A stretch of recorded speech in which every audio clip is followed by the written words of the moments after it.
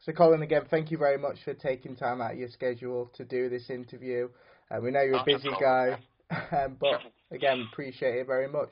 So, let's talk about your upcoming fight at BAMMA 17. You're facing Michael Brightmon in, what I believe is a lightweight title eliminator. What are your thoughts? Yeah. What are your thoughts on your opponent? To be totally truthful with you, I've been trying to stay away from watching too much of his stuff.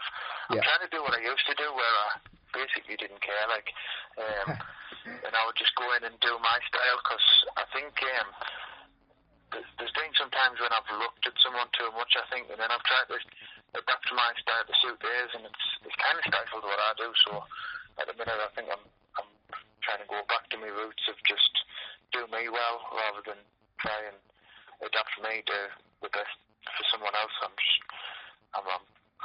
trying something different. I'm sure we'll talk about this a bit later and more in depth, but would you say that maybe that was the problem with your UFC run? You kind of looked at your opponent a bit too much? No, not really. The UFC stuff was, the Norman Park thing was just an atrocious fight. I didn't fight him, to be honest with you. And to be fair to him, he didn't really fight me, you know what I mean? It was a very, very awkward thing for both of us. I don't think either of us thought it would be as weird and strange as it was. And I was just glad to kind of get out of the cage after that fight, you know what I mean? To be honest with you, call it a fight. It just felt massively wrong. I kind of didn't really know how I felt about fighting after I'd done that. Yeah. I mean, because people go on about it a lot, and you hear a lot of guys kind of saying, I'd fight anyway, I'd fight my training partners and stuff. I'm not that kind of person, really. I would never do that again in a million years. You know what I mean? I'd rather retire than fight a friend again. It's not my cup of tea at all, and then with the migration one, I was just fucking dead on my feet. Yeah. You know what I mean? I got the Canada on the I think it was like a Thursday morning to fight on Saturday. Basically, I got from weighing in to fight, and I was absolutely sick as a dog. I was just puking non-stop. I just felt awful. You know what I mean? I literally felt like I didn't have anything in us. I'm massively, massively shocked that Mike Gracie didn't fucking knock us clean out in that fight, because I just felt really, really bad. So realistically, for the UFC, I just didn't fight. I didn't perform well at all. You know what I mean? Yeah. People might think I'm making excuses and this, that, and the other, but to be honest, I don't care really. I would openly, like when I fought Mansour Barnaoui, I was beaten fair and square. Yeah. He got in my head. His game plan were excellent. I take my hat off to him massively. He beat us. You know what I mean? But with those two things, there was a lot of issues, you know what I mean, behind the scenes and during the fights and leading up to it and that. So, you know what I mean? I consider them like a different thing altogether. Yeah. Well, we'll talk about that a bit more later on in the interview. But obviously, going back to Michael Brightmon and BAMMA 17, do you feel that you have a duty to have a great fight, knowing that you're the headline bout of the event? No, I don't feel a duty. I feel more of a duty to myself. You know what I mean? I'm kind of sick of being in decision fights, but I think that was just touching on what I mentioned before, where I was trying more to think about countering what the other guy was going to do, was kind of like held his back on just looking to finish all the time, and it's more of a duty to myself to get back to that, you know what I mean? I kind of think I haven't really fought to my truest ability since before I even went in the Ultimate Fighter, maybe, you know what I mean? Just something hasn't been the same, and I've worked my arse off to correct it, you know what I mean? And that's what I'm going to do. I'm going to put it right, get back to submitting people or finishing the fights, whichever way I can. So how important is it for you then to get those finishes? Obviously, you say you don't really like going to decision. Is it more of a personal thing? You like to get in there, in and out quickly, or is it just you set yourself goals of wanting to get the finish and you're just not able to do that in your recent fights? I just think realistically, I want to be in exciting fights, whether I'm winning, losing, or draw. You know what I mean? As long as to be honest with you, I get called every now and then. I'll get someone like saying, you're a massive attention seeker, this, that, and the other. And I'll kind of agree with them. You know what I mean? I am a massive attention seeker. I don't want to be in these kind of long, drawn out like fights where it's like very close and one for one. You know what I mean? Like in split decision. I mean, I want to get back to like putting stamps on fighting one. You know what I mean? And being exciting to watch for myself and other people. I want to be in exciting fights. You know what I mean? So I'm gonna. That's what my future plan is, you know what I mean, to be in massively exciting fights.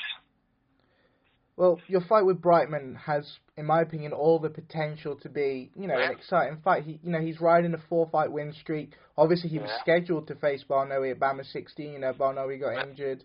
Do you see him as a credible challenger to you? To be totally honest with you, I always think of who they put in front of us as somebody must have done the homework. Do you know what I mean? I've had like people calling us out, and BAMMA didn't even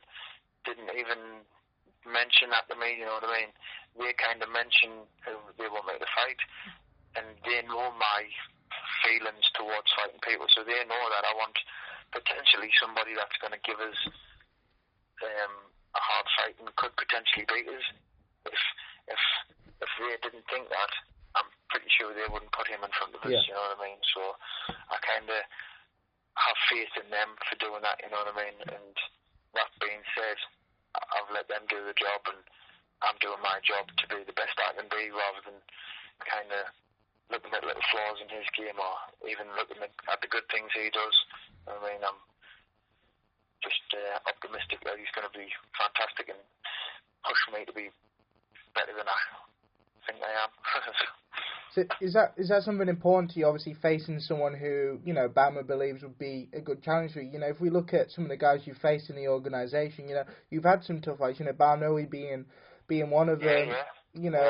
Jason Ball as well, another fighter. You've had tough fights in the promotion, and you've delivered every time.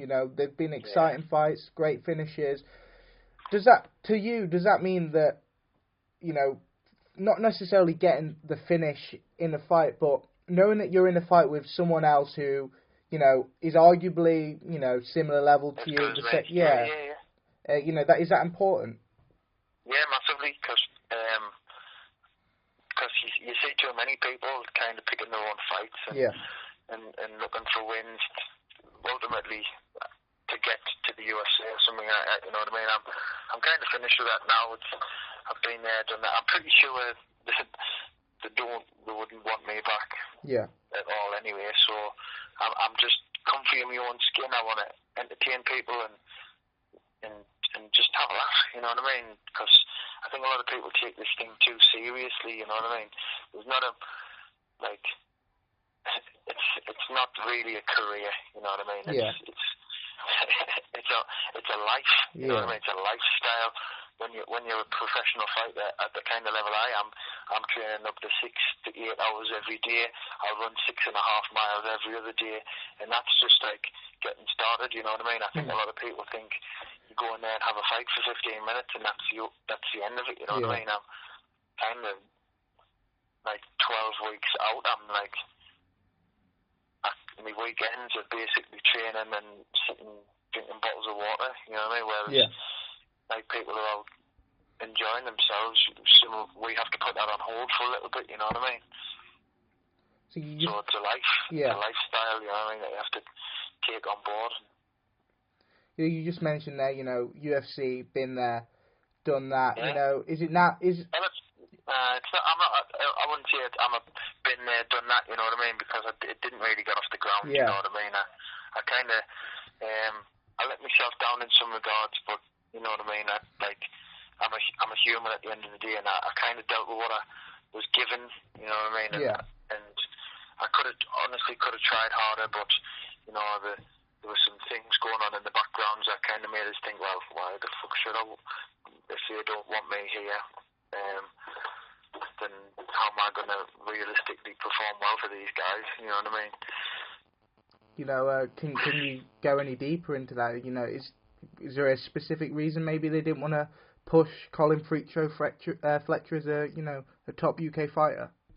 I'm not, to be honest with you, I'm not really sure. You know what I mean? I got kind of mixed reports from some people. Absolutely loved us. You know what I mean? Yeah. And then there was some guys that would just not speak to us, or kind of I'd find very cold. You know what I mean? There was a couple of times I had like incidents with them not wanting me to do interviews crowned up. They kind of put a massive stop on us. Yeah. Doing anything for an entrance, I had to kind of makeshift like a little bit of a disappointing entrance for me wanting Canada compared to what I wanted to do. You know what I mean? And they just pulled the reins in tight on a lot of little things that I like to do. You know what I mean? So kind of I don't think it suited either of us really. You know, we know you're a really free-flowing guy. You love to show your creative side. And do you think, you know, that's what you're allowed to do on the UK scene? I am.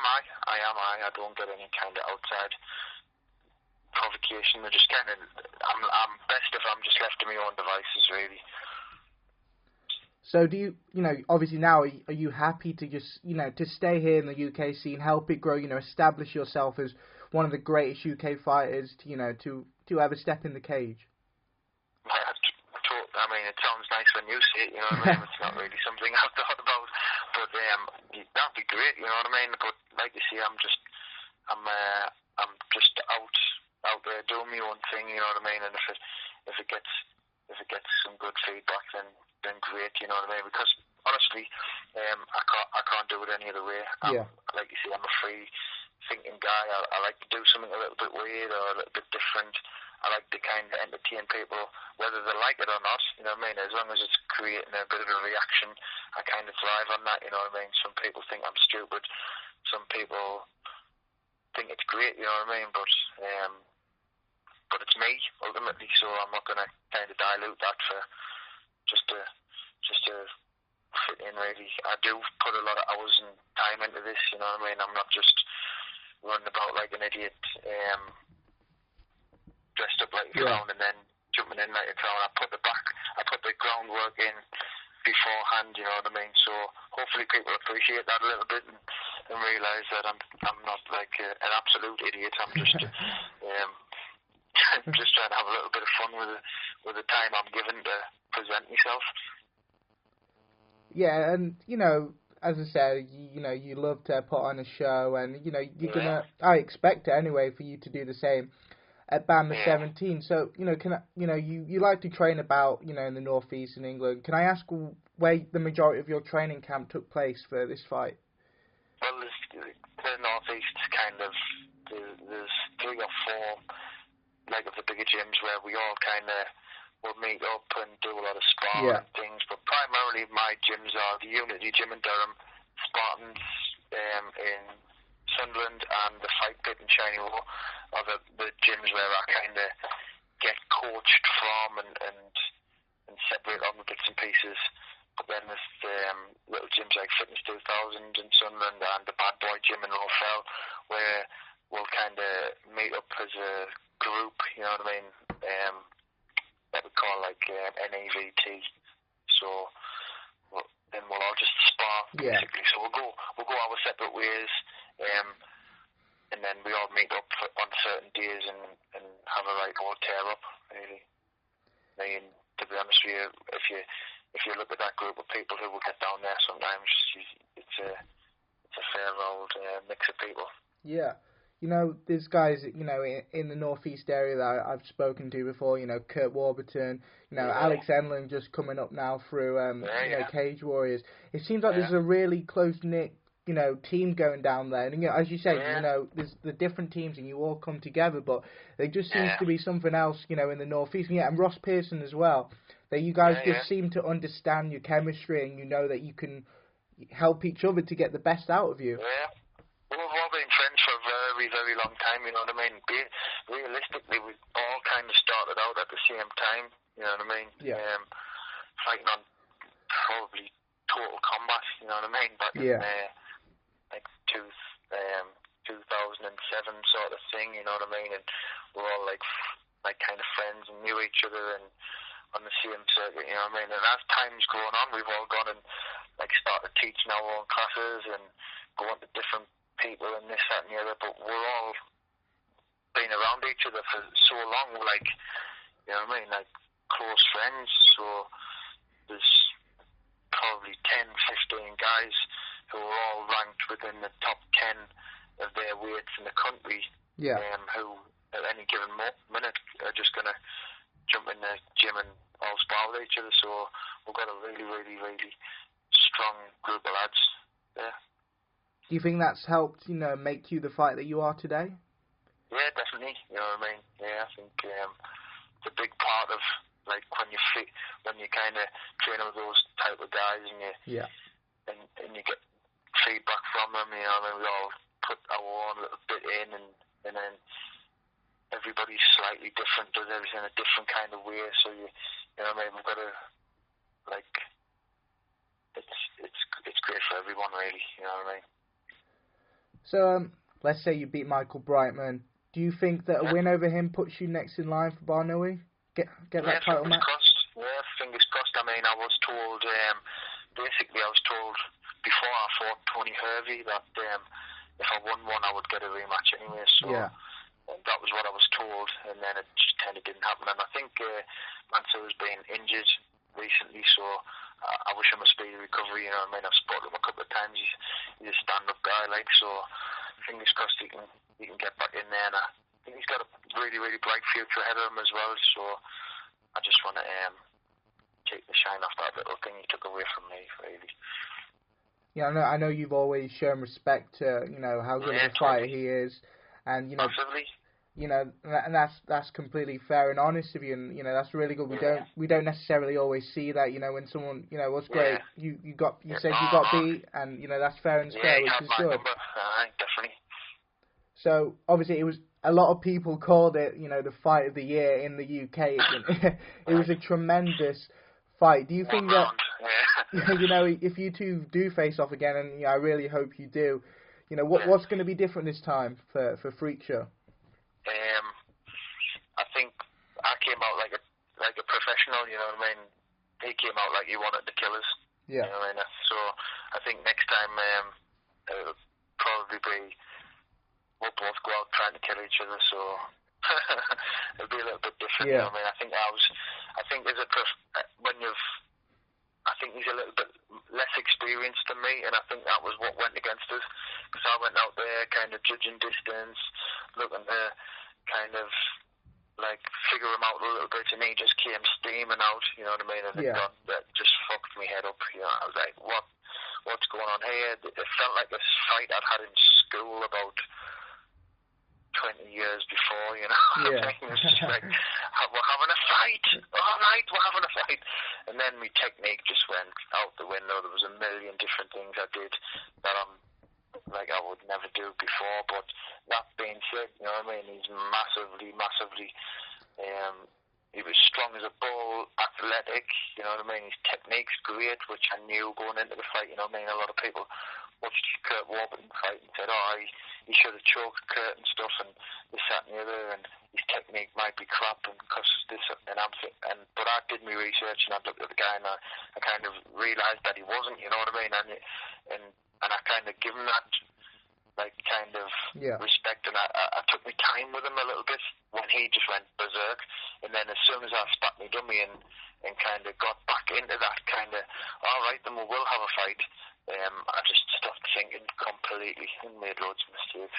But ultimately, he beat us, you know what I mean.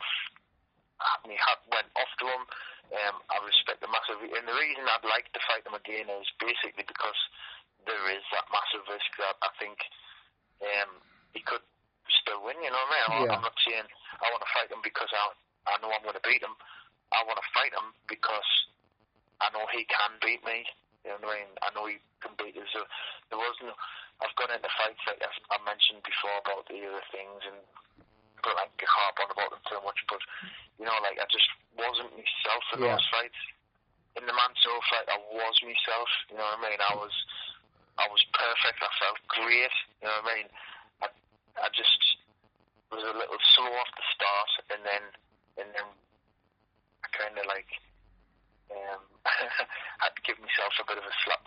for just kind of like falling for the old trick. Oh, you know, as you said, you know, BAMMA said, you know, if you win your next fight, obviously that didn't happen for specific reasons, but, you know, presumably you win the next fight, you get the title shot. Can you kind of explain your relationship with them, you know, and how you feel that BAMMA helped to get the best out of you? But just leave it alone, really, you know what I mean? They don't put any restrictions on anything I do, you know what I mean? I can still do my silly little videos and stick them out there, and that just keeps me distracted and creative, you know what I mean? I like to think about it, my entrances and things, because basically when I'm in a fight camp, all I'm doing is eating fish and salad, drinking water and training all day long, you know what I mean? So realistically, I come home and I think about the quirky little things I can do for little bits of training videos. I try not to give anything too serious away and get people like watching us train seriously, you know what I mean? I have a bit of a joke with it and kind of going, this, that, and the other, and then plan my entrance, you know what I mean? And look at the guys designing me masks and bits of things like that, you know what I mean? They're just distractions, really, because to be honest with you, if you let MMA, it could eat you up, like, you know what I mean? Because it's a hard old dance to do. You know you love to put on a show. So can we expect another signature Freakshow entrance on December 6th? Oh, definitely. I said this before. I normally have about 3 or 4 entrances planned. At the same time, and what I'll do is I'll walk around and I'll see things that fit into it, and then I'll just go, or I'll hear a song and I'll kind of go, I want this song, and then I'll merge everything to fit it, you know what I mean? So, to be honest with you, it's not even 100% confirmed as to what I'm doing in my own head yet. And then about 3 or 4 days out, then I know exactly what I'm doing. Well, again, I really... So I can't give you nothing. I can't give you nothing. I guess I'm going to have to wait till the night, just like everyone else. So, that's the one. But no, your wife won't even know. No, exactly. That's fair enough. Either way, you know it's gonna create a little bit of a buzz, as it always does. Fingers crossed. So, you know, in recent memory, you know, switching back to a bit of a UFC talk here, you know, we've seen UK fighters, you know, join the UFC, and you know these are very talented guys. You'll know better than me that we have some great fighters, you know, in this country, but when they've gone to the UFC and it's just not seemed to hit the mark. You know, they've been, you know, not as good as we know they can be. You know, Ross, Michael Bisping. You know, a lot of these fighters maybe just falling short of what we expect of them. Do you think that maybe we expect too much, or do you think it's just the environment that the UFC means it's hard for UK fighters to flourish? Yeah, I mean, it's hard for anyone to flourish. You know what I mean? And we'll kind of look at our own as our own, you know what I mean, and we'll kind of back them and watch them hard, but realistically, in everything's based on wins and losses, you know what I mean? And when you've got a high caliber of like athlete, you know what I mean, like you've got to kind of say yes. An MMA fighter who puts this kind of amount of time in is a very finely tuned athlete, you know what I mean? And would you look at it in the same regard as when he goes into the top stage of competition, you know what I mean? There is only that stage, so say if you compared us to like someone who was in the Olympics, you know what I mean? So they're like massively stand out in your own country, by far the best, you know what I mean? And when you go to the top stage and kind of come fall short, say an Olympic athlete went and came third or second, you know what I mean? Those guys are still admired and massively respected, you know what I mean? Oh, yeah. That's kind of the same thing for me, you know what I mean? At any given time, I mean, you could have a fight, and the two people could fight 100 times, and there might be 50-50, you know what I mean? 50% of the time one may win and 50% of the other may win. But what you've got to remember is there's probably 100 guys that would fit in that same bucket for MMA. Yeah. You know what I mean? Where anybody could beat anybody at any given time, and then maybe the next time they fought, it might be completely different. You know what I mean? So it's very, very hard, you know what I mean? And I think that's the problem with the UFC, is that everybody's far too replaceable. You know what I mean? For every great UFC fighter there is, there's another 100 who are just as good underneath him, waiting to take his place. Yeah. So if you make a slight mistake on more than one occasion, the likelihood of it is that you could be replaced by someone else, or you are replaced, you know what I mean? You might not be cut from the organisation, but you're replaced in people's thoughts because they think, oh, he lost his last one. Yeah. He didn't win this one. But realistically, they're fighting people who should beat them, can beat them, and sometimes do beat them. So, you know what I mean? So do you think, again, it's not that we're not producing fighters, but it's just that it's far too, fighters are far too replaceable in UFC, especially with more and more cards now. It is, yeah. I think so, you know what I mean? And it's just like you say, it's that replaceable market of kind of everybody's got high hopes because you're from our town, you know what I mean? So Bisbing and Ross and them, they're from England, so you kind of pin your hopes on them. Yeah. And then if they fall short, people kind of get annoyed at them, which you kind of see and stuff. Yeah. And sometimes it's a little bit disappointing to kind of go, well, the guy did get knocked out, or he did get stopped, you know what I mean? But realistically, he's worked his arse off for that, you know what I mean? And he's tried his best and he will have some kind of pride, national pride even, you know, like, I want to do this for England, so, like, they are trying, you know what I mean? Be the best they can be, but they're in the big leagues, you know what I mean? It's the top of the tree, it's difficult up there, you know what I mean? And I think sometimes it's given a bit of a hard time for falling short sometimes, you know what I mean? I think it would suit better if I had, if the UFC took on board more kind of like a national thing, you know what I mean? Yeah. Where they had maybe European champions, international champions, like American champions, and then those guys through rankings would fight each other, you know what I mean? And they'll give everybody a lot more scope, you know what I mean? Well, that's what, obviously we see that in boxing, and, with boxing that seems to work. Having a belt, whether it be a mid-tier belt or, the world title, it kind of gives you something to work towards. With BAMMA, we've seen them do that with the Lonsdale belts. Now, I thought that was a great idea, and I think, you're exactly right with what you're saying there. Yeah.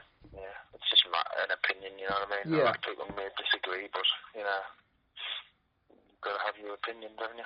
Yeah, definitely. So, we've mentioned a lot of young up-and-coming fighters in the UK, but there's one in particular who's looking for a fight with you. I don't know if you know this, but at BAMMA 16, Mark Diakese, after his win, he took to the post-fight interviews and he said he wanted a fight with you. He said he wanted to fight Freakshow. What do you think of that, people calling you out? Yeah, I don't mind, you know what I mean? It's his prerogative to do what he wants to do. And like I said to BAMMA, if they thought it was viable enough, they would have put it on, you know what I mean? Yeah. So when they do, it'll happen. So good luck to him with that, you know what I mean? He's got to get himself into a position where it's suited for BAMMA and him, you know what I mean? Because he kind of wants it more than me. Yeah. Realistically, guys had 5 fights or something like that. Yeah. So I'm not knocking him, you know what I mean? It's that same thing, you know what I mean? There's guys down there that could beat me easy, you know what I mean? But until they've kind of tested their legs a little bit, they sometimes don't get the chance, which is unfortunate. But it's the way of the world, isn't it? So, finally saying, would you say that the depth of the lightweight division, as you said, there's possibly guys that could beat you, it's something that is a strength of BAMMA, but, we've got a lot of great fighters, around, and you know Martin Stapleton just got signed. You got Jeremy Petley as well. It's a very deep division, and do you think that can only help fighters grow because they know that every fight they got to fight is going to be a tough one? Yeah, definitely. You know what I mean? That's the way it should be. You know what I mean? Long gone are the days where people just threw on a pair of gloves and had a fight. You know what I mean? Everybody can, with the internet and stuff, everybody can just see the way these guys are training, the way this guy's training, how to do all kinds of things, training-wise, supplement-wise, diet-wise, cutting weight-wise. You know what I mean? So everybody's hungry. Everybody wants a piece of that UFC dream, which is realistically what everybody's after. You know what I mean? Yeah. So everybody's dangerous. You know what I mean? Because everybody's training their asses off to get it.